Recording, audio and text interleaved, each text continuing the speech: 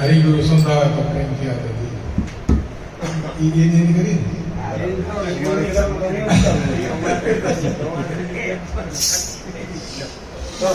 હરિગુરુ સંતાવા તો પ્રેમ થયા હતી હવે હા હવે ઘડી રહ્યો મોરા આવાજ ને કે ભલા નહીં આવે પાણી પ્રેમ થયા હતી પ્રેમ વગર કહું ભજન કરાવો કે ખવડાવો કે પ્રેમ થી ખવડાવો તો કઈ નીકળવું મને આપણા દિલમાં પ્રેમ હોય ને પાણી પાવો ખવડાવો ચા કરો બેઠો ખાવ તો કાંઈ પ્રેમ વગર કહું પ્રેમથી કરો કરવું હોય નકર કરો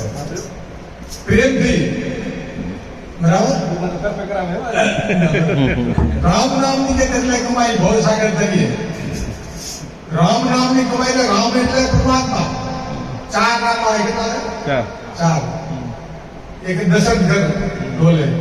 एक घटघट को बोले एक सकल का प्रसाद एक सकल से न्यारा चार नाम आता आपने सकल से न्यारा भजन करो ये एक જ છે પણ અમારો ભાઈ બેનો વિવેક નો हम એક જ આવે એક જ એટલે આ બ્રહ્મને આપણે બ્રહ્માજી બ્રહ્મા એક જીવનું બ્રહ્મ એક જ છે પરમાત્મા તેનો અંશ એક જ છે ને આનું વિવેચન કરો તો અલગ આવે राम नाम निकलने के मारे बहुत सागर करिए राम भी नहीं धरा राम राम रखी એટલે રામ નું ભજન કરો તો કલમ થાય નહીં થાય એટલે આમાં ફરક છે કે બહારનો ફરક છે યોગ યોગથી સંતાની સેવા ભાગ ભક્તિ કરી યોગ કરવાનો શું આવે ભક્તિમાં યોગ સાધના કરવી પડે તો જાગે ને ન જાગે યોગ યોગથી સંતાની સેવા ભાગ ભક્તિ કરીએ યોગ કરવો પડે શું કરવું योग થી કરો યોગ ગુરુભાઈ શીખવાનો ઈ કરો ને તો આજીવન જાગે ના ખબર પડે શું મારી તો શું છે ઘરમાં શું વસ્તુ કરી દીધો ખજાનો છે ઈ ખજાને ખબર પડે કુંચી કરી લેવી ને બોલો પડે યોગ થી સંતાની સેવા ભાઈ ભક્તિ કરી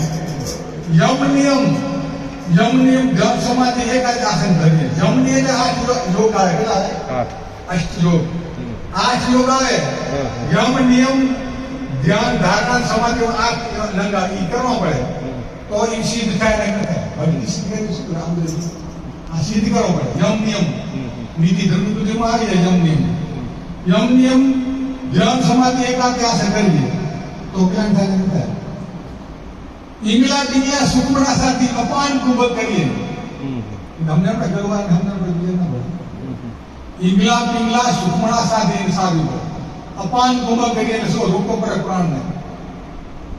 ઈંગલા પિંગલા સુખમણા સાથે અપાન કુંભક કરીએ મેન કમક પર ધક્કે મૂર્તિ 5 મુદ્રા પામી એટલે 4 મુદ્રા ઉપર કપી જવું પડે 5 મુદ્રા દિવસે એનો કામ થાય નહીં થાય શું થાય 5 મુદ્રા છે એ મેન છે મેન પરમાત્મા તો 5 પરમાત્મા સદા સદોદિત થઈ એ કેવામાં ના આવે ગણવા આવે નહીં બરાબર એ પદ એવું છે પર 5 નું પદ બરાબર 5 ની મુદ્રા કે 5 નું પદ ભગવાન છે એટલે ઈમાં પચે એ 5 ની મુદ્રામાં જાય છે ધ્યાન કરે મેન કમલ છે યોગ થી સંતાની સેવા ભાવે ભક્તિ કરીએ નીતિ તો પતિ પછી સતગુરુની શાન સમજી વેદ શ્રુતિ પડીએ સતગુરુની શાન સમજલા વેદ શ્રુતિ પડીએ સતગુરુનું શાન સમજવી પડે પછી વેદ શાસ્ત્ર વાંચવા પડે વેદ શાસ્ત્ર ની ગુરુ બધું એક થાય એને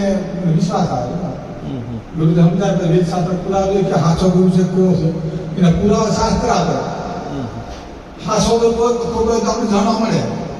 હાસો ગુરુ તો હમણાં લખલ પડે ખત પડે ખત જોડે તો માલુમ પડે કે આપણા ગુરુ બરાબર સંશય નીકળી જાય પછી ગુરુ કરાવે સંશય નહીં કરો હાસા કરવું હોય બીજા દુનિયા ભરમાવો નહીં આપણો જે ગુરુ છે ભગવાન માનવા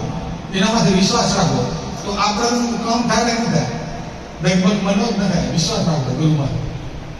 એટલે આપણે પહેલા જોવું કે આ બેન સાથે બરાબર પછી આ પસંદ કરો બોલો શું